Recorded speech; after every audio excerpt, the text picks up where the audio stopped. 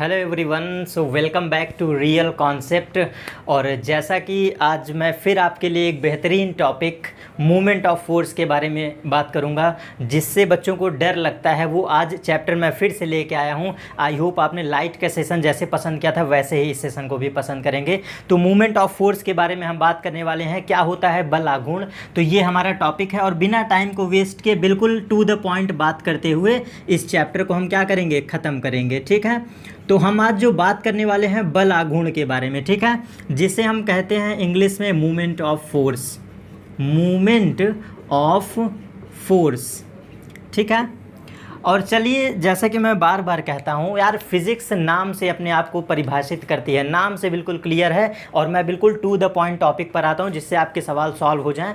Topic बहुत हैं, ढेर सारे हैं, छोटे छोटे टॉपिक, लेकिन हमें अच्छे से समझते चलना है। ठीक है, तो ये मूवमेंट ऑफ फोर्स करता क्या है, इसके नाम से क्लियर है, बल आघूर्ण। ध्यान से देखिए, लिखा है बल आघूर्ण। इसका मतलब ये है कि अगर आप किसी बॉडी में फोर्स लगाते हैं, किसी बॉडी में फोर्स लगाते हैं और एक फिक्स पॉइंट के अबाउट अगर बॉडी रोटेट करने लगती है, तो वो फोर्स, दैट फोर्स, वही आपका कहलाता है मूवमेंट ऑफ फोर्स। नाम से एकदम क्लियर है, बल प्लस आघूर्ण, मतलब ऐसा बल या किसी बॉडी में लगने वाला ऐसा बल जो या उस पॉइंट के अबाउट कंप्लीट पार्टिकल क्या करने लगे, रोटेट करने लगे, वो फोर्स कहलाता है बल आघूर्ण। तो ध्यान से देखिए, मैं छोटा सा बॉडी बना लेती हूँ। जैसे मान लीजिए हमारा कोई बॉडी है, ठीक है ना।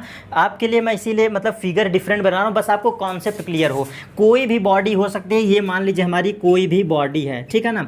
हमने फोर्स अप्लाई किया, जैसे मान लीजिए हमने यहाँ पर फोर्स को अप्लाई किया। ध्यान से देखिए, हमने यहाँ पर फोर्स अप्लाई किया। अब आप मुझे बताओ इसका जो डायरेक्शन होगा, मतलब कि ये जो आप कह सकते हो फोर्स की जो लाइन होगी, जिस लाइन के अबाउट ये फोर्स वर्क करेगा, जिसको हम क्या कह सकते हैं, इसी लाइन के अबाउट तो फोर्स हमारा वर्क करेगा ना। अगर हम किसी बॉडी पर फोर्स अप्लाई करते हैं, तो हम यहाँ पर अप्लाई करते हैं एफ फोर्स, तो इस बॉडी पर कहाँ कहाँ पर बल हमें लगेगा, कहाँ प्रतीत होगा, हमें कैसा सीम होगा, तो हम मान सकते हैं ना कि इस लाइन के अबाउट हम फोर्स अप्लाई कर रहे हैं।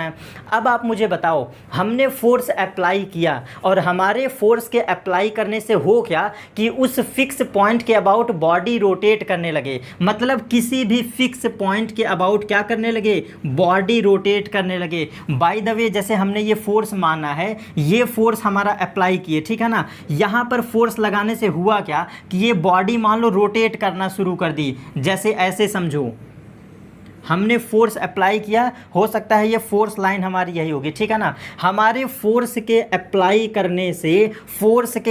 करने से किसी फिक्स पॉइंट के अबाउट क्या करने लगी, बॉडी पूरा रोटेट करने लगा, मतलब बॉडी के पार्टिकल रोटेट करने लगे। वही फोर्स कहलाता है आपका क्या, movement of force. Movement of force का मतलब क्या है, फोर्स के लगने से किसी फिक्स पॉइंट के अबाउट क्या हो, बॉडी रोटेट करने लगे। अब ऐसा समझो, जैसे मान लो ये हमारा मार्कर है, ठीक है ना। यहाँ पे हम मान लो कोई गोल ऐसे बॉल इसके ऊपर इमेजिन कर लेते हैं, समझ रहे हैं, ऐसे बॉल इमेजिन कर लेते हैं। हमने थोड़ा सा फोर्स यहाँ पर लगाया, तो उस फोर्स के अबाउट करने के बाद क्या होगा, हम जैसे फोर्स लगाएंगे ये बॉल तुरंत ऐसे ऐसे रोटेट करने लगेगी। क्यों? क्योंकि हमने फोर्स यहाँ पे अप्लाई किया, इसके अबाउट बॉडी क्या करने लगी, रोटेट करने लगी। तो फोर्स लगाने पर किसी फिक्स पॉइंट के अबाउट अगर बॉडी रोटेट कर जाती है, तो वो बल आपका क्या कहलाता है, बल आघूर्ण कहलाता है। बहुत डीप में इसके बारे में बात करेंगे और इसका नाम क्लियर होता है। इसका रिप्रेजेंटेशन, इस टॉर्क, इस बल आघूर्ण को हम लोग टॉर्क से रिप्रेजेंट कहते हैं, जिसका सिंबल हम अपने जनरल भाषा में क्या यूज करते हैं फिजिक्स में, टॉर्क, TORQUE। टॉर्क मतलब होता है इस बल आघूर्ण का सिंबल। और टॉर्क जहां पर आपको सुनाई दे देना, आप समझ लेना कि जो हम पढ़ रहे हैं, जो स्टडी कर रहे हैं, वो रोटेशनल मोशन है। क्योंकि टॉर्क ही एक ऐसा फोर्स होता है, अगर इसके बारे में आप सुन लेते हो तो 100% श्योर डायरेक्ट समझ जाना कि वो बॉडी रोटेट कर रही है। क्यों? क्योंकि जिसका डेफिनेशन ही क्लियर कहता है, बल लगने से बॉडी क्या करे, घूम जाए। बल लगने से बॉडी घूम जाए, वही कहलाता है बल आघूर्ण। और आगे चलते हैं, इसके बारे में हम बहुत अच्छे से कॉन्सेप्ट समझेंगे, क्योंकि इस पर बेस्ड बहुत सारे क्वेश्चन हैं, ठीक है। तो जैसे कि फिगर से बिल्कुल क्लियर है, आप ऐसे समझो फोर्स लगाए, बॉडी रोटेट कर गई, बस हो गया क्या आपका, ये आपका टॉर्क हो गया। लेकिन टॉर्क का मतलब क्या है, आखिर टॉर्क हम कैसे निकालते हैं, तो जान जाइएगा जो टॉर्क होता है ना, टॉर्क के लिए कंडीशन होती है फोर्स इनटू डिस्प्लेसमेंट या फिर फोर्स इनटू डी कह सकते हैं, फोर्स इनटू डी। सिर्फ अभी के लिए इस फॉर्मूले को रिमेंबर रखिए, इसको बहुत आसान तरीके से मैं समझाऊंगा।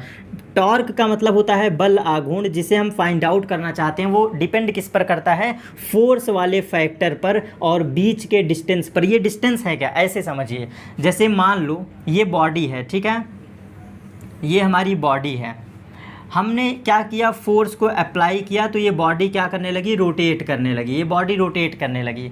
तो क्या कैसे हम अप्लाई करते हैं, मान लो कि ये हमारा कोई पार्टिकल है और क्या कर रहा है, इसके अबाउट बॉडी क्या कर रही है, रोटेट कर रही है। तो हमारा टॉर्क क्या होगा, जो टॉर्क आप लिखोगे लगने वाला फोर्स और डिस्टेंस कहाँ से, जिस एक्सिस के अबाउट रोटेट कर रही है, जिस एक्सिस के अबाउट रोटेट कर रही है, बीच का डिस्टेंस आपका कहलाता है क्या, वही डिस्टेंस डी होती है, और एफ इंटू डी कर देना, यही आपका क्या हो जाएगा, टॉर्क हो जाएगा। टॉर्क के लिए दो फैक्टर सबसे इंपॉर्टेंट है, एफ इंटू डी। क्लियर है। फोर्स कौन सा लगेगा, जो फोर्स आपने अप्लाई किया है, बिल्कुल क्लियर रख देंगे। और डी का मतलब क्या होता है, पार्टिकल से एक्सिस के बीच की डिस्टेंस। पार्टिकल जो रोटेट कर रहा है, किस एक्सिस के अबाउट रोटेट कर रहा है, बीच की डिस्टेंस। हो सकता है कि वो पार्टिकल यहाँ मूव कर रहा हो तो ये डिस्टेंस डी, हो सकता है पार्टिकल यहाँ हो तो डिस्टेंस डी। मतलब वो पार्टिकल के ऊपर डिपेंड करता है और डिस्टेंस बदल सकती है। इसीलिए इसकी परिभाषा क्या कहती है, किसी फिक्स एक्सिस के अबाउट, किसी फिक्स एक्सिस के अबाउट अगर बॉडी रोटेट करती है तो फोर्स इनटू डिस्प्लेसमेंट का जो क्या होता है, मल्टीपल होता है, प्रोडक्ट होता है, कहलाता है आपका टॉर्क। तो टॉर्क के बारे में हम बता चुके थे कि टॉर्क बराबर होता है एफ क्रॉस डी।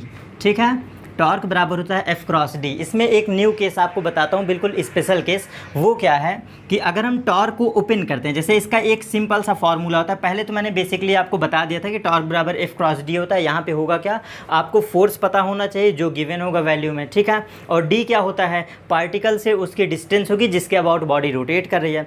इसी का एक ओपन केस मैं बताता हूँ। मान लीजिए बाय द वे कुछ थोड़े से अच्छे क्वेश्चन में एंगल आपको गिवन कर देता है, तो इसी टॉर्क का मैं न्यू केस बना के यहाँ पे ऐड कर दे रहा हूँ। वो देखिए क्या होता है, टॉर्क बराबर एफ डी साइन थीटा होता है। ध्यान से देखिएगा, F into D sine theta होता है। मतलब इसी टॉर्क का, ये वही टॉर्क है, रोटेशनल मोशन वाला ही टॉर्क है, लेकिन इसको ओपन करते हैं तो F cross D sine theta. अब ये थीटा क्या रिप्रेजेंट करता है, ये थीटा ये बताता है कि अगर हमें थीटा एंगल गिवन किया है किसके किसके बीच, एफ एंड डी, मीन्स अगर एफ और डी के बीच का आपको कैसा भी एंगल दिया है तो यहाँ पे आप सिंपली रख के इसको पुटअप कर सकते हैं। और इसको फिगर वाइज अगर हम समझना चाहें तो कुछ छोटे छोटे इसी में मैं केस आपके लिए इंक्लूड कर देता हूँ। उन केस को आप ध्यान से समझ लीजिएगा। देखिए क्या है इसमें, F cross D sine theta. अब आपके दिमाग में ये भी बैठ जाना चाहिए, दो ही फॉर्मूले रोटेशन के कंप्लीट हैं। एक होता है टॉर्क बराबर एफ क्रॉस डी और इसका सेकंड केस होता है टॉर्क बराबर एफ डी साइन थीटा। अब ये केस फिगर वाइज समझ लीजिए क्योंकि इसका यही जवाब है। जैसे देखिए मैंने फिगर में पहले भी बताया था, इसमें हम पॉइंट इंक्लूड कर देते हैं। मान लीजिए यहाँ पे कोई पेग है या फिर कील से मार के इसको आपने फिक्स कर दिया है, मतलब ये पॉइंट क्या है, हिंज पॉइंट है या फिर ये फिक्स पॉइंट है। अगर हम यहाँ पे कोई एक एक्स्ट्रा फोर्स F लगाते हैं तो जाहिर सी बात है ये बॉडी रोटेट करेगी इस पॉइंट के अबाउट, ठीक है, रोटेशनल मोशन। और आपका टॉर्क निकाल सकते हैं बिल्कुल आसानी से। D क्या होता था वहाँ पर, ये डिस्टेंस D हो जाता था।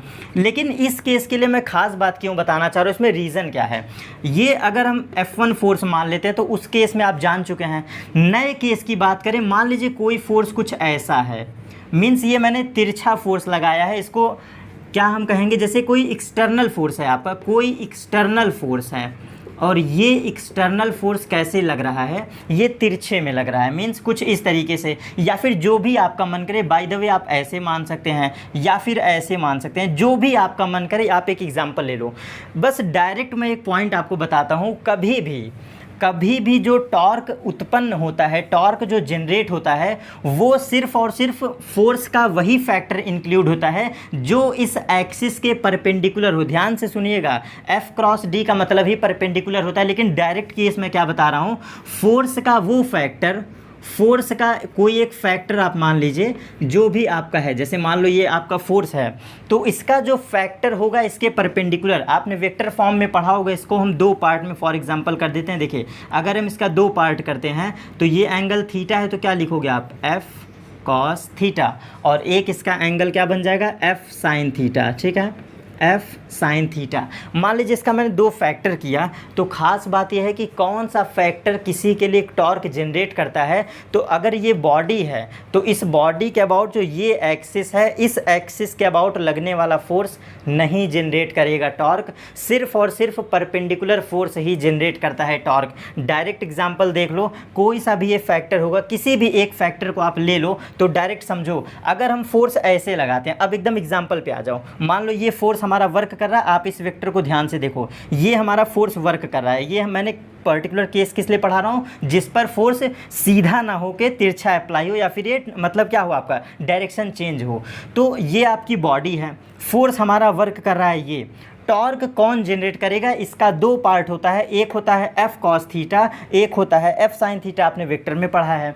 तो जो फोर्स इस एक्सिस के अबाउट वर्क करेगा, मतलब कोई भी एक्सटर्नल फोर्स, कैसा भी एक्सटर्नल फोर्स अगर इस लाइन के अबाउट है, मतलब एक्सिस के अबाउट है,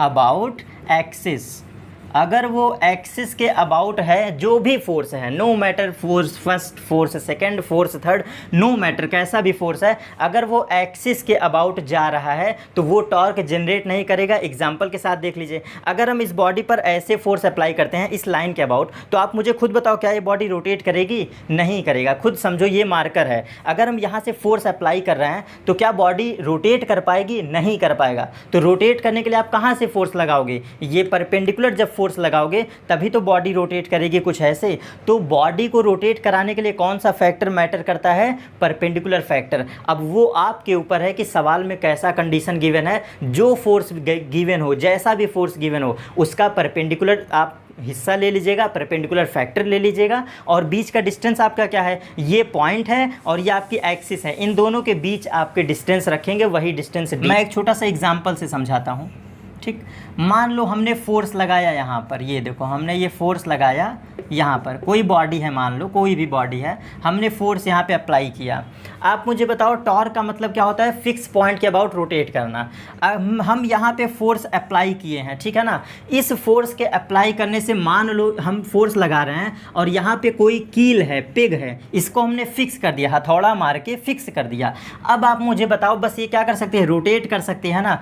उस केस में आपने अगर फोर्स F लगाया है तो बॉडी कैसे रोटेट करेगी, नीचे से फोर्स लगाओ तो ये ऊपर जाएगा ना। तो क्या कर रहा है, फोर्स लगाने पर किसी फिक्स पॉइंट के अबाउट क्या कर जा रही है, बॉडी रोटेट कर जा रही है, यही कहलाता है आपका टॉर्क। तो हम क्या करते हैं, इस फोर्स की वैल्यू रखते हैं, और फोर्स का जो एक्टिंग लाइन है, मतलब फोर्स का जो एक्टिंग लाइन है, जिस लाइन के अबाउट वो फोर्स वर्क कर रहा है, वो फोर्स और जो एक्सिस है, बीच की डिस्टेंस d, बस इसी फिगर को हर जगह अप्लाई कर देना, इन्हीं का मल्टीपल क्या कहलाता है, टॉर्क कहलाता है। आई होप इससे बेहतरीन क्वेश्चन और एग्जाम्पल और नहीं हो सकता है, हर जगह आप लगा सकते हैं। बस ध्यान देना फोर्स लग कहाँ पे रहा है और बॉडी रोटेट किस पॉइंट के आप सापेक्ष करे, किस पॉइंट के अबाउट रोटेट करे। ये पॉइंट है हमारा पिग, जिसके अबाउट रोटेट करती है, दोनों के बीच परपेंडिकुलर डिस्टेंस। और ये क्या है आपका, ये एक्टिंग लाइन है। एक्टिंग लाइन मतलब आप समझो मेरे लैंग्वेज को,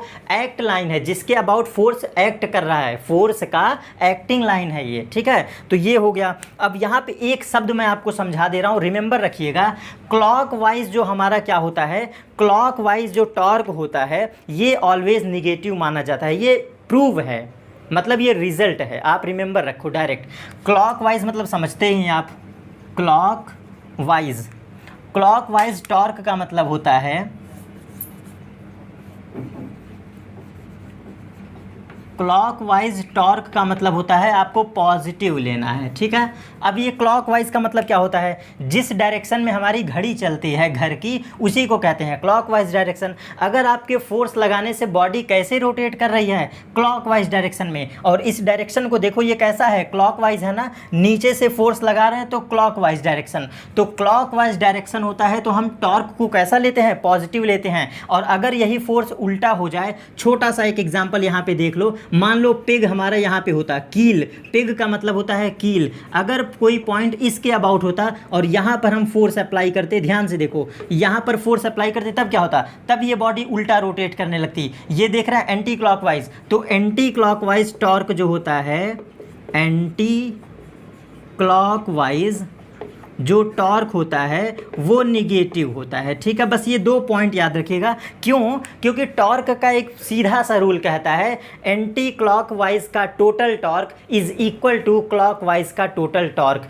मतलब कि पूरा कंप्लीट अगर आप टॉर्क निकालना चाहते हो तो राइट हैंड साइड में कोई सा भी रख लो, मतलब लेफ्ट हैंड वाला क्या, एंटी क्लॉकवाइज टॉर्क, और इज इक्वल टू बराबर होता है क्लॉकवाइज टॉर्क। क्योंकि कोई एक बॉडी अपने स्टेबल पोजीशन पर होने के लिए क्या करता है, या तो वो कुछ पार्टिकल क्लॉकवाइज करेंगे और कुछ पार्टिकल एंटी क्लॉकवाइज। आपको बस ध्यान क्या देना है कि अगर टॉर्क हमारा कैसा है, क्लॉकवाइज, मतलब फोर्स लगाने से अगर क्लॉकवाइज डायरेक्शन में हमारा टॉर्क घूम रहा है, बॉडी रोटेट कर रही है, तो टॉर्क की वैल्यू अपने मन से क्या लिख दोगे, पॉजिटिव। और अगर फोर्स लगाने से बॉडी एंटी क्लॉकवाइज घूम रहा है, दोनों का एग्जांपल मैंने सामने लिखा है, यहां पर एंटी क्लॉकवाइज है इसलिए टॉर्क निगेटिव रखेंगे, ठीक है। और यहां पे फोर्स लगाने से बॉडी कैसी रोटेट कर रही है, क्लॉकवाइज, तो यहां पे क्या होगा, पॉजिटिव होगा। तो ये आप सेल्फ से समझ लोगे। और एक इक्वेशन कहती है, एक छोटी सी इक्वेशन टॉर्क के केस में कहता है कि एंटी क्लॉकवाइज का टोटल टॉर्क, मतलब समझ लीजिए एंटी क्लॉकवाइज का टोटल टॉर्क, ये है टॉर्क टोटल, ये इक्वल होता है क्लॉकवाइज टॉर्क टोटल के। मतलब कि जितना आपका टॉर्क क्लॉकवाइज होगा उतना ही एंटी क्लॉकवाइज होगा, क्योंकि हमारा जो नेचर होता है वो अप्लाई क्या करता है, बिल्कुल सेम रूल, हर एक पार्टिकल पर सेम रूल लगता है, जिसे हम इक्विलिब्रियम भी कहते हैं। तो ये वेक्टर क्वांटिटी है होने की वजह से कुछ रीज़न होते हैं। आपके लिए मैं बहुत डीप लेवल तक नहीं जा रहा हूँ, आपको बस मैं तरीका बता रहा हूँ। इसकी स्टडी आप और करोगे तो ये बहुत डीप लेवल तक है, लेकिन आपके क्वेश्चन सिर्फ इतने से हो जाने हैं, ये मेरा कॉन्फिडेंट है, इसीलिए मैं डायरेक्ट आपको बता रहा हूँ, ठीक है। अब आगे चलते हैं। जिसको प्रॉब्लम हो बस एक बार वीडियो बैक करके देख लीजिएगा, सारे कॉन्सेप्ट समझ में आ जाएंगे। टॉर्क निकालते कैसे हैं बस देख लेना, एक्टिंग लाइन कहां पर है और किसके अबाउट रोटेट कर रहा है, दोनों का मल्टीपल कहलाएगा आपका टॉर्क। बस यही याद रखना है। यहां पे आपसे ना एंगल देगा ना कुछ देगा, डायरेक्ट आपके क्वेश्चन सॉल्व हो जाएंगे, ठीक है। चलो अब और आगे चलते हैं। छोटा सा एक टॉपिक आप वेक्टर में पढ़ते हैं, जिसे हम लोग कहते हैं पैरेलल फोर्स, और हम एक कहते हैं अपोजिट फोर्स। मतलब हम कहना क्या चाह रहे हैं, लाइक पैरेलल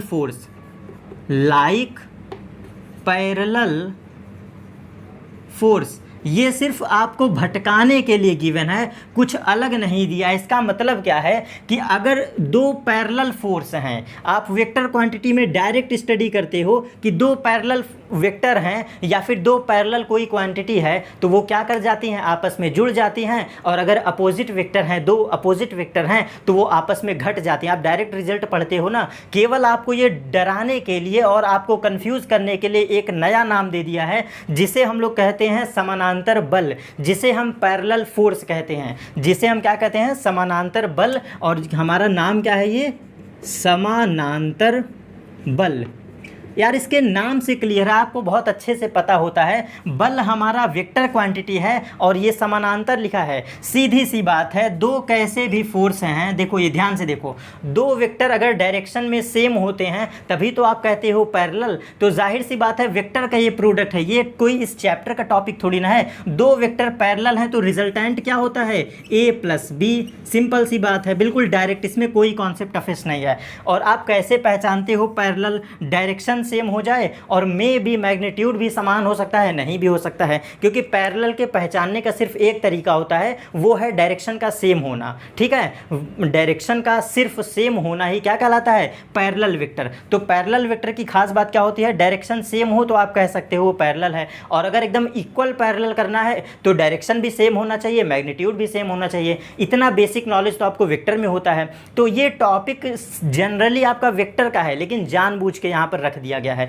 इसी का एक टॉपिक हम और पढ़ते हैं, उसका नाम है अनलाइक पैरेलल फोर्स। उसका सेकंड नाम है अनलाइक, यहाँ पे अनलाइक कर दो बस, अन लिखा है बगल में लाइक, अनलाइक पैरेलल फोर्स। इसका मतलब होता है अदिश, अदिश बल हम कहते हैं, अदिश हिंदी में अगर हम बात करें तो अदिश। और यार जाहिर सी बात है आपको इतना तो बेसिक पता होगा, ये अनलाइक पैरेलल फोर्स है ना, इसका मतलब क्या है, अनलाइक, क्लियर से देखो, अनलाइक हमने समानांतर के केस में जान लिया है क्या होता है, दो वेक्टर पैरेलल हैं तो a प्लस बी, और जाहिर सी बात है वेक्टर का सीधा सा रूल कहता है अगर दो वेक्टर आपस में अपोजिट हैं तो रिजल्टेंट क्या होता है, a माइनस बी। तो यहाँ पे डायरेक्ट देख लो, जैसे हमने ये समझाया है, आई होप हो सकता है कि कोई सेकंड वेक्टर है, मान लो ये वेक्टर ए है और एक दूसरा वेक्टर है यहाँ पे जो कि बी वर्क कर रहा है, दोनों का डायरेक्शन क्या है, चेंज है, तो यहाँ पे रिजल्टेंट आपका क्या हो जाता है, ए माइनस बी। आखिर ये टॉपिक यहाँ पर क्यों रखा गया, क्यों रखा गया, इसका यूजेस क्या था। तो जाहिर सी बात है जब आप टॉर्क के क्वेश्चन सॉल्व करना तो वहाँ पे ध्यान से देखना, अगर दो पैरेलल, मैं मार्कर से समझा देता हूँ आप समझ जाओगे क्यों आखिर रखा गया, आपको इसका यूजेस पता होना चाहिए। अगर आप टॉर्क के क्वेश्चन सॉल्व कर रहे हो, किसी इक्वेशन को सॉल्व कर रहे हो, तो अगर दो पैरेलल फोर्स, ये क्लियर दिख रहा है कैमरे में, ठीक है, अगर ये दो पैरेलल फोर्स उस क्वेश्चन के दौरान सेम डायरेक्शन में है, मतलब एक फोर्स इधर है एक फोर्स इधर है, सेम डायरेक्शन है, तो आंसर आप क्या लोगे, resultant is equal to A plus B, दोनों का सम हो जाएगा, उसे हम कहते हैं लाइक पैरेलल फोर्स, जो कि पहले बताए थे।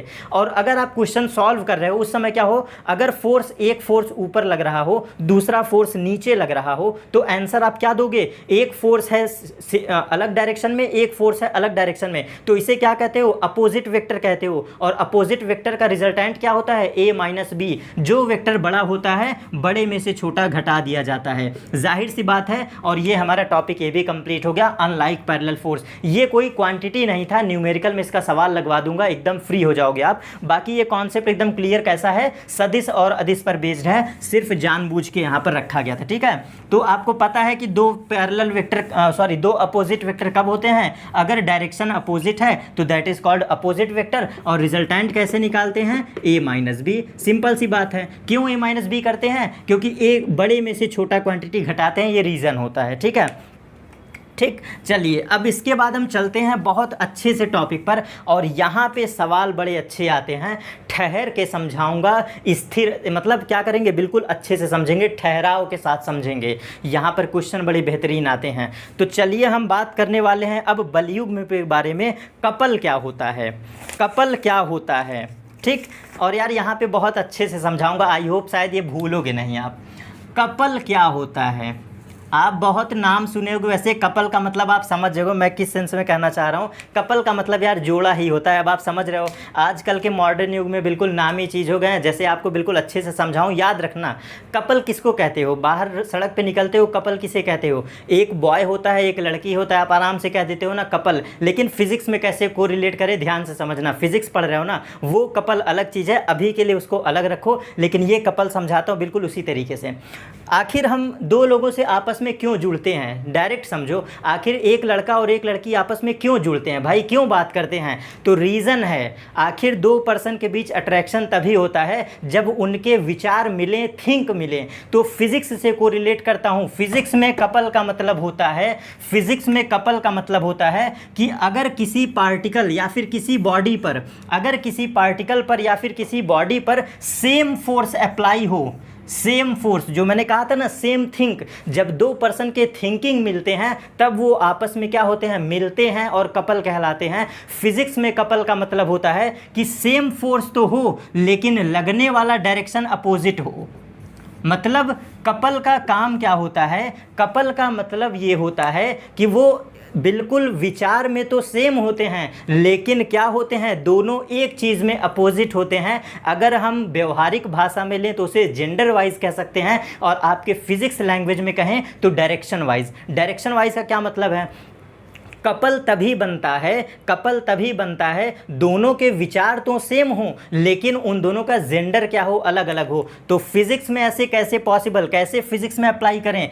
कोई पार्टिकल है, ये देख रहे हो बॉडी है, ये बॉडी है आपकी, इस बॉडी पर लग क्या रहा है, एक फोर्स लग रहा है और यहाँ भी एक फोर्स लग रहा है। तो इनके विचार सेम होने चाहिए, विचार का मतलब कि मैग्नीट्यूड सेम होना चाहिए। तो यहाँ पे क्या होगा, फोर्स का मैग्नीट्यूड तो सेम होना चाहिए। मतलब एग्जाम्पल के साथ समझ लो, अगर यहाँ पे 10 न्यूटन का फोर्स है तो यहाँ भी 10 न्यूटन का फोर्स होना चाहिए। मतलब दोनों फोर्स आपस में एकदम बराबर होने चाहिए, क्लियर, लेकिन डायरेक्शन में अपोजिट होने चाहिए, जिसको मैंने जेंडर से कोरिलेट किया। तो ये डायरेक्शन में अपोजिट लगने चाहिए। और अब एकदम अच्छे से आइए, कपल का मतलब क्या होता है? कपल का मतलब होता है कि आदमी घूम जाए। कपल का मतलब होता है घूम जाए। भाई कोई क्यों घूमता है, आपस में कोई क्यों घूमता है? तो देखो ऐसे घूमता है। इसका मतलब है कि जब एक फोर्स यहाँ से अप्लाई करेंगे और एक फोर्स यहाँ से अप्लाई करेंगे तो ये बॉडी क्या होगी, कुछ ऐसे घूमने लगेगा ना। इसी चीज़ को हम कपल कहते हैं, इसी चीज़ को हम कपल कहते हैं। और एकदम क्लियर, मैंने क्लियर कर दिया यहाँ पे इस टॉपिक को।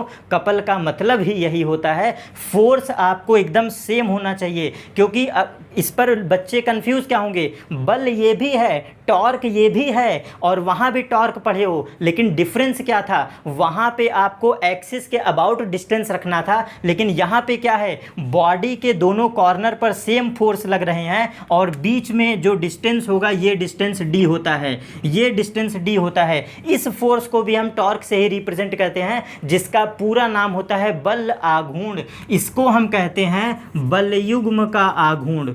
बलयुग्म मतलब कपल, बलयुग्म का आघूर्ण। घूमते तो ये भी हैं, ये जो है फोर्स के अप्लाई होने से घूमते तो ये भी हैं, लेकिन आपसे क्वेश्चन में क्या पूछेगा कि कपल का टॉर्क बताइए। किसका टॉर्क बताइए? कपल का टॉर्क। तो ये हम किसकी स्टडी कर रहे हैं? ये कपल का हम टॉर्क पढ़ रहे हैं, टॉर्क ऑफ कपल।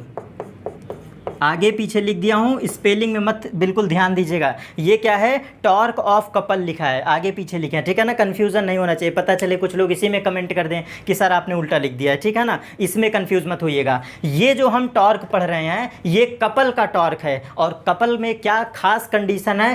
फोर्स का सेम होना और साथ साथ डायरेक्शन का अपोजिट होना। तो कपल का काम क्या है? कपल लोगों को घुमाते हैं। कपल क्या करता है? चीज़ों को घुमा देता है। और इस केस में आपको फिगर से ध्यान दो तो देखो, ध्यान से समझना, एक फोर्स इधर लग रहा है, एक फोर्स इधर लग रहा है, तो बॉडी क्या होगी, कुछ ऐसे रोटेट करेगी। तो कपल का मतलब आई होप अब आप समझ गए होंगे, बिल्कुल क्लियर। और इसके बारे में अभी और बात करूंगा, अभी जाना नहीं है इस टॉपिक से। कपल बहुत ही ज़बरदस्त टॉपिक है, इससे क्वेश्चन आते हैं आपके एग्जाम में, इसीलिए इतने आसान तरीके से समझा रहा हूँ। आई होप भूलना नहीं चाहिए कभी कपल, ठीक। तो कपल के लिए सबसे खास बात क्या थी? चलिए ये हम मान लेते हैं फोर्स F लग रहा है, ठीक है, और अपोजिट डायरेक्शन में फोर्स लगना चाहिए। मैग्नीट्यूड का मतलब आप समझते हैं, मैग्नीट्यूड का मतलब वैल्यू होता है, मैंने एग्जांपल से समझा दिया था। तो ये फोर्स और ये जो आपका कपल में जो फोर्स लग रहा है, दोनों फोर्स के बीच का परपेंडिकुलर डिस्टेंस। तो आपसे जब पूछेगा क्या, torque of couple, torque of couple, ये टॉर्क सिंबल है, मतलब बलयुग्म का आघूर्ण। हम पढ़ रहे हैं बलयुग्म का आघूर्ण, बलयुग्म का आघूर्ण। तो ये बलयुग्म का आघूर्ण क्या कहता है? दोनों फोर्स जो लाइक फोर्स हैं, लाइक फोर्स में से किसी एक फोर्स को रख दो और मल्टीप्लाई कर दो बीच के डिस्टेंस को, जिसे हम परपेंडिकुलर डी कहेंगे। ध्यान से समझना, ये मैंने क्या लिखा है, परपेंडिकुलर CLR। CLR का मतलब होता है परपेंडिकुलर। कहीं पर CLR मिल जाए तो समझ जाना वो क्या कहना चाह रहा है, परपेंडिकुलर डिस्टेंस। तो ये खास बात क्या है कपल के लिए? रिमेंबर चीज़ ये है कि जो एक्टिंग फोर्स है वो तो 100% है, अपोजिट होगा। एक फोर्स ये है, एक फोर्स ये है, तो दोनों फोर्स के बीच का परपेंडिकुलर डिस्टेंस, ये D आप देख रहे हो, ये D परपेंडिकुलर डिस्टेंस है। कैसे? एक फोर्स हमारा ऐसे है और एक फोर्स ऐसे है, तो दोनों के बीच परपेंडिकुलर डिस्टेंस क्या होगी, ये होगा। तो ये फॉर्मूला याद रखिएगा, आंसर इसी से आपका सॉल्व हो चुका है। क्वेश्चन को रीड करिए, आंसर आपके पास आ जाएगा, ठीक है। तो कपल का टॉर्क क्या होता है, फोर्स इनटू परपेंडिकुलर डिस्टेंस। याद रखिएगा, फोर्स इनटू परपेंडिकुलर डिस्टेंस, और वहां पर क्या पढ़े थे, टॉर्क बराबर फोर्स इनटू डी। फैक्टर वही है लेकिन बस समझने का तरीका अलग है, ठीक है। अब हम आगे चलते हैं। इसके बाद मैंने आपको पहले बता चुका है कि अगर टॉर्क हमारा क्लॉकवाइज है तो देन टेक पॉजिटिव टॉर्क, और अगर हमारा टॉर्क एंटी क्लॉकवाइज है तो then we take negative torque, ठीक है, क्लियर। अब और आगे चलते हैं। अब जो टॉपिक बताने वाला हूं एकदम मस्त से समझिएगा, केवल 5 मिनट का टॉपिक और बचा है जिसे हम लीवर कहते हैं। आपके पॉलिटेक्निक का सबसे बेहतरीन टॉपिक है जिसे हम लीवर कहते हैं, और हिंदी में इसे हम उत्तोलक कहते हैं। आखिर उत्तोलक क्या है इसके बारे में बिल्कुल इन शॉर्ट पढ़ाऊंगा। आपको वहां पे ऑब्जेक्टिव क्वेश्चन सॉल्व करना है, ना कि नोट्स लिखना है। बिल्कुल फास्ट वे में समझाऊंगा कुछ एग्जाम्पल के साथ। लीवर का मतलब होता है उत्तोलक, ठीक, लीवर का मतलब होता है उत्तोलक। आखिर उत्तोलक क्या है, ये ऐसे समझ लीजिए कि हमारे एवरीडे लाइफ में यूज़ होने वाले मशीन हैं। एवरीडे लाइफ में यूज़ होने वाले छोटे मोटे मशीन हैं, बस ऐसे समझ लीजिए, ठीक। क्योंकि आपसे डायरेक्ट ऑप्शन पूछता है कि हमें बताइए फर्स्ट टाइप लीवर है या सेकंड टाइप लीवर है या फिर थर्ड टाइप लीवर है, क्लियर यही क्वेश्चन करता है, ठीक है। तो यहाँ पर मैं कुछ फैक्टर बताने वाला हूँ, सिर्फ 3 वर्ड रिमेंबर रखिएगा और ध्यान से सुनते जाइएगा, क्योंकि इसमें सिर्फ आपको सुन लेने से ही हमेशा के लिए चैप्टर याद हो जाएगा।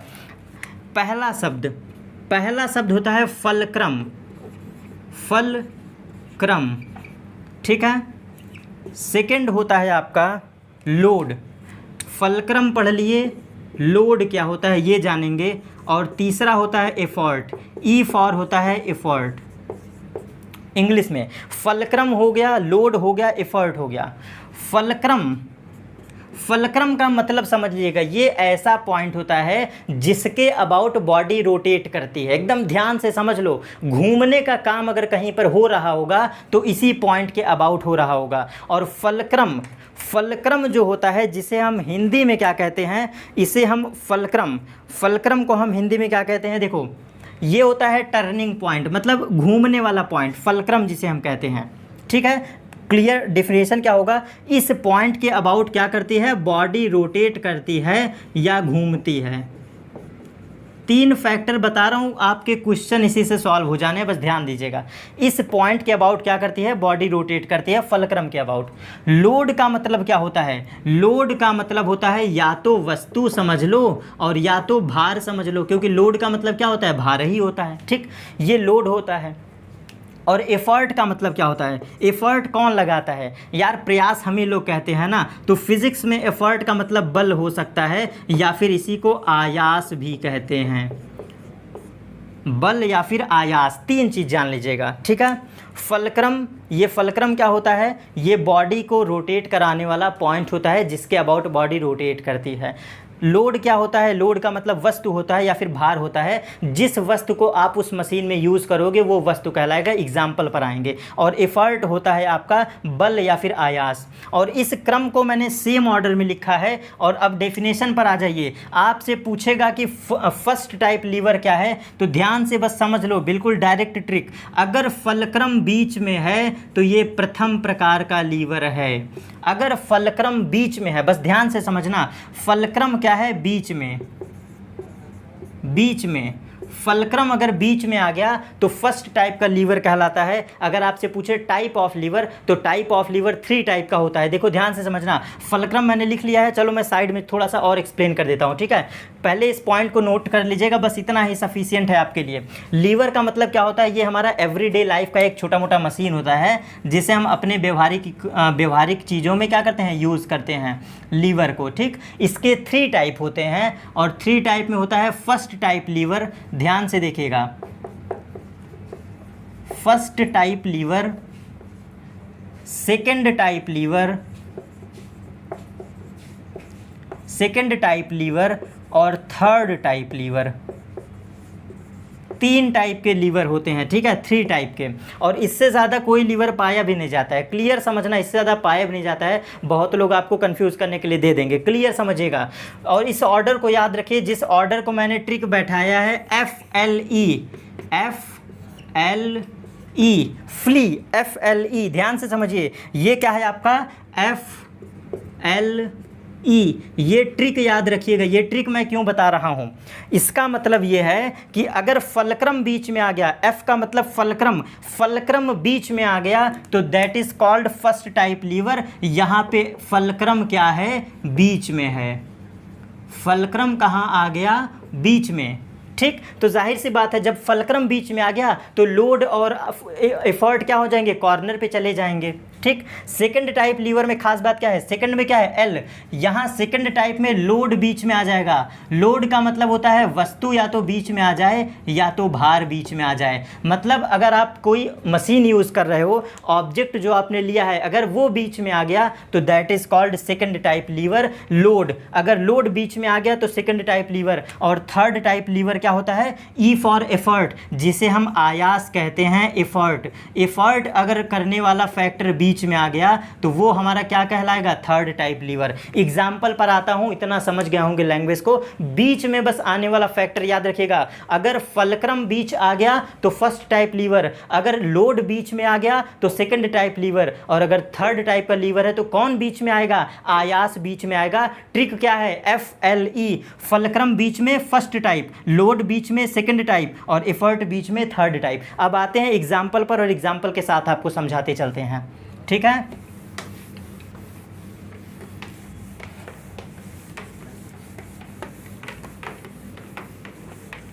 चलिए कुछ ढेर सारे एग्जाम्पल मैंने ले आया है और अब एग्जाम्पल पर बात करते हैं। सीजर, सीजर जिसे आप कैंची कहते हैं, ठीक है, इंग्लिश में बोल दूंगा, आप नोट कर लीजिएगा, स्पेलिंग वगैरह के मिस्टेक के लिए पहले से सॉरी। ठीक है, कैंची आप जानते हैं ना अपने व्यवहारिक भाषा में, कैंची।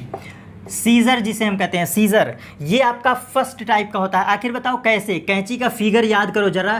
कैंची आपकी कुछ ऐसे होती है, ठीक है, यहाँ पे पकड़ने वाला होता है, समथिंग कैंची ऐसे होती है ना। अब आप मुझे बताओ ये फलक्रम बीच में है कि नहीं, ध्यान से बताओ। कैंची में यहाँ पे आप पकड़ते हो, मुझे बताओ हाथ से फोर्स लगाते हो ना, तो एफर्ट कहाँ है, किनारे है। फोर्स क्या है, एफर्ट। एफर्ट ही हमारा बल है, जिसे हम आयास कहते हैं, वही हमारा बल है। तो आप हाथों पे बल लगाते हो, ध्यान देना। और यहाँ पर क्या रखते हो, जिस चीज़ की कटाई करते हो, फॉर एग्जांपल मैं कागज़ ले लूँ या कपड़ा ले लूँ, तो आप यहाँ पे क्या रखते हो, वस्तु रखते हो, लोड रखते हो। तो आप मुझे बताओ ये क्या है, फलक्रम बीच में है कि नहीं। देखो किनारे, यहाँ कैंची के कॉर्नर पे क्या है, वह ऑब्जेक्ट है, और आप फोर्स कहाँ से लगा रहे हो, साइड से। तो बॉडी रोटेट कहाँ से करती है, ये है फलक्रम।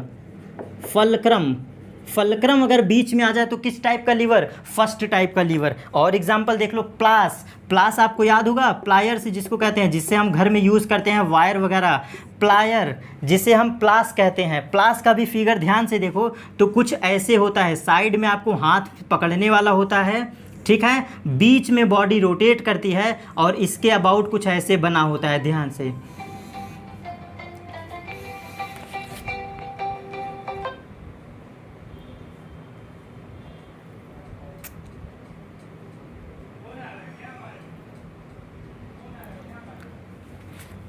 जैसा कि हम जानते हैं प्लास, प्लास हमारा देखिए, प्लास का फिगर कुछ ऐसा होता है। प्लास में क्या होता है, ध्यान से समझिएगा, बीच में हमारा क्या होता है, बॉडी रोटेट करती है। प्लास, ये देखिए प्लास है। प्लास में आप फोर्स कहाँ से लगाते हो, साइड में, और यहाँ पे क्या रखते हो, या तो वायर रखते हो या तो ऑब्जेक्ट रखते हो। बस ध्यान से देख लो यार, क्लियर कॉन्सेप्ट, एकदम क्लियर। बॉडी रोटेट कर रही है ना, बीच में क्या है, फलक्रम। फलक्रम बीच में आ गया तो क्या कहलाएगा आपका, प्लास, वो है फर्स्ट टाइप लीवर। और एग्जाम्पल की बात कर ले, क्रोबार। क्रोबार बड़ा एक नामी एग्जाम्पल है, क्रोबार। क्रोबार आखिर होता क्या है, देखो आपने जनरली देखा होगा कि जो सीमेंट वगैरह की दुकान होती है, जहाँ से सीमेंट उमेंट आते हैं, बड़ी दुकानों पे आपने देखा होगा, उठाने के लिए वो नुकीला पदार्थ बनाए रहते हैं, ऐसे उठाते हैं वो। उस चीज़ को ध्यान से देखो तो वो शेप होता है कुछ ऐसा, देखो ऐसा होता है, यहाँ पे वो एफर्ट लगाते हैं। तो ध्यान से देखो, रियल क्या है, वस्तु यहाँ पे रखती है, क्रोबार इसी को कहते हैं। क्रोबार हमारा क्या होता है, जो आप देखते हैं सीमेंट की दुकानों पे, सीमेंट की बोरियां उठाते समय वस्तु कहाँ वो रखते हैं, इस कॉर्नर पर पर रखते हैं। और एफर्ट कहाँ से लगाते हैं, यहाँ पर एफर्ट लगाते हैं, अपने हाथों से बल लगाते हैं ना ऊपर। तो फलक्रम कहाँ पे होता है, बॉडी यहाँ से उठती है तो फलक्रम बीच में आ गया, फलक्रम बीच में आ गया तो क्या हो गया आपका फर्स्ट टाइप लीवर। और एग्जाम्पल पर चलते हैं, बहुत ही अच्छा एग्जाम्पल एक लेता हूँ, साइकिल। मैं आपसे क्वेश्चन कर रहा हूँ साइकिल किस टाइप का लीवर है, तो ज़रा बताइएगा, इस एग्जाम्पल को बड़े अच्छे से समझिए। कन्फ्यूज़न हो सकती है लेकिन मैं आपको कन्फ्यूज़न नहीं होने दूंगा। साइकिल में आप मुझे बताओ फोर्स कहाँ से लगाते हो, मैं जब तक साइकिल बनाता हूँ आप सोचो साइकिल में फोर्स कहाँ से लगाते हो, ठीक है। साइकिल में हम लोग फोर्स कहाँ पर लगाते हैं, हैंडल पर लगाते हैं, जहाँ पर हम अपना हाथ रखते हैं समझ लो ये हैंडल है।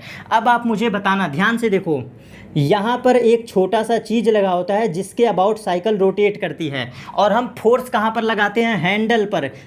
ये है हमारा हैंडल, हैंडल पर अगर हम फोर्स लगाते हैं तो देखो एफर्ट हमारा ऊपर है, हैंडल, हैंडल कहाँ होता है ऊपर, एफर्ट हम लगा रहे हैं ऊपर, और लोड कहाँ होता है, आप बैठते कहाँ पर हो, साइकिल के टायर के आसपास आपकी गद्दी होती है, आप वहाँ पर बैठते हो। तो ऐसा आप मान क्या सकते हो, जो हमारा टायर होता है वो लोड होता है, क्योंकि सारा लोड कहाँ होता है, टायर पर होता है। तो जो आपका टायर है वो क्या ले लिया, लोड ले लिया। अगर टायर ने लोड लिया है और हैंडल ने फोर्स लिया है तो साइकिल घूमती कहाँ से है, जिस एक्सिस के अबाउट साइकिल घूमती है, जहाँ से हैंडल घूमता है वो पॉइंट आपका फलक्रम होता है, और फलक्रम कहाँ आ गया, बीच में आ गया। तो साइकिल भी आपका फर्स्ट टाइप का लीवर है। अब आई होप आप समझ गए होंगे। बात करता हूँ मैं नेल कटर का, जिससे आप नाखून काटते हैं, नेल कटर। और खुद समझो नेल कटर में आप कहाँ रखते हो, नेल्स, नेल्स रखते हो बिल्कुल यहाँ पर कॉर्नर में। ध्यान से देखना, आप क्या करते हो, देखो नेल कटर हमारा ऐसे होता है, ठीक है, आप यहाँ पर रखते हो अपने नाखून को, ठीक। तो ये हो गया हमारा ओ फॉर ऑब्जेक्ट, या फिर लोड हो गया, लोड, ठीक, लोड हमने यहाँ पर रखा। और फोर्स कहाँ लगाते हैं, कॉर्नर पर, ये बिल्कुल कॉर्नर पर हम क्या लगाते हैं, फोर्स लगाते हैं। तो ये भी तो फैक्टर है, किनारे किनारे पर अगर लोड और फैक्टर आ जाए तो बीच में क्या बच गया, फलक्रम। यहाँ पर आप देखते हैं छोटा सा हिंज पॉइंट रहता है जिसके अबाउट नेल कटर रोटेट करती है, तो फलक्रम कहाँ पर आ गया, बीच में। इस पॉइंट को बस इतना नोट कर लीजिए, बहुत सफिशियंट है। कभी कन्फ्यूज़न हो ना, बस एक बात याद रखना, अगर फलक्रम बीच में दिख जाए तो बिना कुछ सोचे फर्स्ट टाइप लीवर क्लिक कर देना, आपका आंसर कभी गलत नहीं होगा।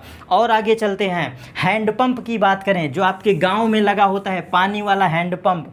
तो हैंडपंप में आज मुझे बताओ फोर्स आप कहाँ से लगाते हो, कुछ ऐसे होता है आपका हैंड पाइप। और देखो ध्यान से देखना, हैंड पाइप में यहाँ पर आप लगाते हो एफर्ट, एफर्ट का मतलब फोर्स, प्रयास, आयास, आयास, एफर्ट का मतलब आयास। बल कहाँ लगाते हो, उसके हैंडल पर। वाटर कहाँ से निकलता है, कॉर्नर पर, ये है आपका वाटर जिसे हम लोड कहते हैं। तो जाहिर सी बात है, बताओ ये आपका हैंडपंप रोटेट किस पॉइंट के अबाउट करता है। आपने ध्यान दिया होगा हैंड पाइप के ऊपर एक छोटा सा पेंच लगा होता है, उसी के अबाउट क्या करता है, हैंड पाइप ऊपर नीचे होता है। उस पेंच को आप जैसे निकालोगे तुरंत हत्था आपके हाथ में आ जाता है। तो फलक्रम बीच में है, अगर फलक्रम बीच में आ गया तो कैसा टाइप का लीवर, फलक्रम बीच में आ गया तो फर्स्ट टाइप लीवर। इतना एग्जाम्पल बहुत सफिशियंट है। और डिस्क्रिप्शन बॉक्स में आपके एप्लीकेशन पर, रियल कॉन्सेप्ट के एप्लीकेशन पर इसका नोट्स विद एग्जाम्पल मैं आपको प्रोवाइड करवाऊंगा। सिर्फ एग्जाम्पल के इस पॉइंट को समझ लेना, इतने से आपका क्वेश्चन सॉल्व हो जाएगा। इतना एग्जाम्पल बहुत सफिशियंट है। अब आगे चलते हैं सेकंड टाइप के लीवर में। और सेकंड टाइप के लीवर में कौन बीच में आता है, लोड बीच में आता है। तो इसके कुछ कम एग्जाम्पल हैं, फिर भी बताऊंगा। Second type lever, second type lever में क्या होता है, ऑब्जेक्ट आपका बीच में आता है। चलो कुछ एग्जाम्पल लेते हैं।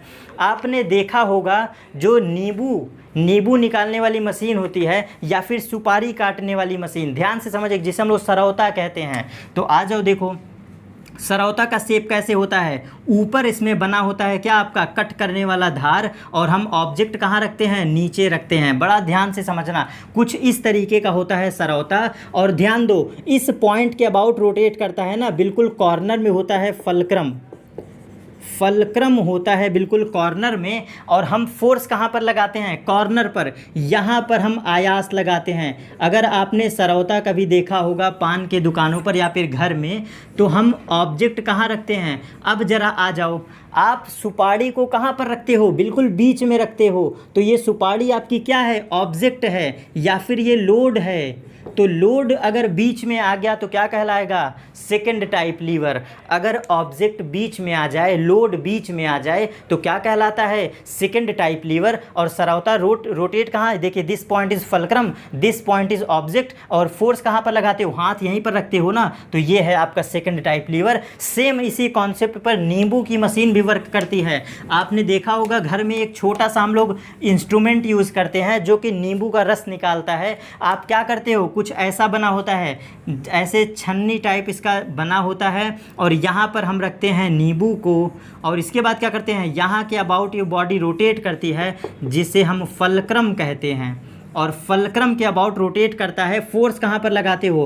कॉर्नर पर फोर्स लगाते हो। बीच में यहाँ पर नींबू क्या होता है? यहाँ से निकलता है। तो ये क्या है? सेकंड टाइप लीवर है, ठीक है। और अगर हम बात करते हैं, आपने देखा होगा हमारे घरों के आसपास एक गाड़ी होती है जिसमें हम कूड़ा ढोते हैं। कूड़ा मतलब वेस्ट मटेरियल। वेस्ट मटेरियल ढोने वाली जो गाड़ी होती है, आपने देखा होगा कुछ ऐसे बना होता है। वो वेस्ट मटेरियल वाली जो गाड़ी होती है कुछ ऐसे बनी होती है, और यहाँ पर लगा होता है पहिया आपका, ठीक है। कुछ ऐसे लगा होता है पहिया। आप मुझे बताना, आप फोर्स लगा के उठाते कहाँ पर हो? यहाँ पर हम लगाते हैं फोर्स। क्यों? क्योंकि जो वेस्ट मटेरियल वाली गाड़ी होती है, साइड में हमारा हैंड दिया होता है, जहाँ पर हम हाथ रख के क्या लगाते हैं? फोर्स लगाते हैं। और फोर्स लगाने का मतलब क्या है? एफर्ट। एफर्ट का मतलब फोर्स। मैंने लिखा था ना, बल या फिर आयास। तो ये हमारा एफर्ट है। ये हमारा क्या है? एफर्ट है। और ये बॉडी रोटेट किसके अबाउट करती है? ये है आपका फलक्रम। फलक्रम पहिया के अबाउट ही तो ये बॉडी रोटेट करती है। इस पहिए के ही आधार पे तो गाड़ी चलती है। ऑब्जेक्ट कहाँ पर आ गया? यहाँ पर आप ऑब्जेक्ट रखते हो। इस बीच वाले खाली जगह में क्या रखते हो आप? लोड रखते हो। तो बस 3 फैक्टर ध्यान देना है। फलक्रम कहाँ पर है, एफर्ट कहाँ पर है, लोड कहाँ पर है। और अगर लोड बीच में आ गया तो सेकंड टाइप लीवर। और सबसे लास्ट में बात करते हैं थर्ड टाइप लीवर का। तो थर्ड टाइप लीवर का ट्रिक क्या था? देखो, F for fulcrum, L for load और E फॉर एफर्ट। तो थर्ड टाइप कौन सा है? जब एफर्ट बीच में आ जाए। जब एफर्ट क्या हो जाए? बीच में आ जाए। और एफर्ट के बीच में आने की वजह से क्या होगा? Third type lever. और इसका एग्जाम्पल क्या है? Fishing rod. आपने देखा होगा मछली पकड़ने वाला जो फिशिंग रॉड होता है, fishing rod, fishing rod, fishing rod आपने देखा होगा यहाँ पर फलक्रम होता है जिससे हम फोर्स लगाते हैं। छोटा सा यहाँ पर पहिया लगा होता है, फिशिंग रॉड, जिससे हम मछली पकड़ते हैं। फिशिंग रॉड में होता क्या है? ऑब्जेक्ट आपका यहाँ पर होता है, या फिर लोड आपका यहाँ पर। मछली कहाँ पकड़ते हो? लोड आपका कॉर्नर पे। और ये क्या है आपका? ये है आपका, ये है फोर्स, यहाँ पर अप्लाई करते हो, ठीक। अब आप मुझे बताना, फिशिंग रॉड में आप क्या करते हो? इस पॉइंट के अबाउट फोर्स लगाते हो ना। हम क्या करते हैं? वहाँ पर रस्सी लपेटते हैं। तो कहाँ पर लपेटते हो? ये हमारा जो एफर्ट है बीच में आ गया। एफर्ट, एफर्ट कहाँ पर? मिड में आ गया। तो ये क्या बचा? देखो, ऑब्जेक्ट हो गया, और ये हमारा फिशिंग रॉड, ये एफर्ट हो गया, और साइड में हमारा क्या आ जाएगा? फलक्रम। तो बीच में अगर आ जाए क्या आपका? एफर्ट, जो हम फोर्स लगा रहे थे वो बीच में। बेशक वो फिशिंग रॉड घूमती है, लेकिन उसको फलक्रम मत मान लेना, क्योंकि वहाँ पर हम फोर्स लगाते हैं। कन्फ्यूज़न कुछ लोगों को हो सकता है। यहाँ पर हम फोर्स लगाकर रस्सी को क्या करते हैं? ऑब्जेक्ट को खींचते हैं। एफर्ट हमारा यहाँ पर लगता है, ठीक है। और सेकंड ऑप्शन पे चलते हैं। तो हमारा जो ह्यूमन आर्म होता है, देखो उसको बिल्कुल बस आप नोट कर लीजिए। ह्यूमन आर्म मैं आपको एग्जाम्पल से समझा देता हूँ। हमारा जो हाथ होता है, ह्यूमन आर्म, ये थर्ड टाइप का लीवर होता है। क्यों थर्ड टाइप का लीवर होता है? देखो ऐसे, ये मैंने अपना हाथ लिया, ह्यूमन आर्म। अब आप मुझे बताओ हमारा हाथ रोटेट कहाँ से कर रहा है? इस पॉइंट के अबाउट। ये हमारा क्या है? इस पॉइंट के अबाउट रोटेट कर रहा है। ज़रा ध्यान से समझना, ये है फलक्रम, और यहाँ पर हम क्या करते हैं? फोर्स को, यहाँ पर हम वस्तु को पकड़ते हैं। हमारा जो हैंड है वो ऑब्जेक्ट आप यहीं पकड़ते हो ना, तो इस कॉर्नर पर ऑब्जेक्ट है, फलक्रम बिल्कुल बीच में, फोर्स हम लगाते हैं तो कहाँ पता चलता है? ये बीच में। जब आप दो पर्सन के बीच पंजा लड़ाते हो तो फोर्स कहाँ पर फील होता है? यहाँ पर आपने हाथ पकड़ा, लोड, दिस इज लोड, ये है कॉर्नर में फलक्रम, और बीच में फोर्स आ गया। तो जब आपका एफर्ट बीच में आ जाए, फोर्स बीच में आ जाए, तो थर्ड टाइप लीवर, क्योंकि पंजा लड़ाते समय फोर्स हमें यहाँ पर लगता है। ठीक है, तो ये था आपका एग्जाम्पल। और अगर हम एक लास्ट ऑप्शन की बात करते हैं जिसे हम टंग कहते हैं, टोंग। घर में आपने चिमटा देखा होगा, टोंग, घर में आपने चिमटा देखा होगा, और इस चिमटे के साथ अपने इस टॉपिक को भी कंप्लीट करेंगे। कुछ ऐसा बना होता है चिमटा हमारा,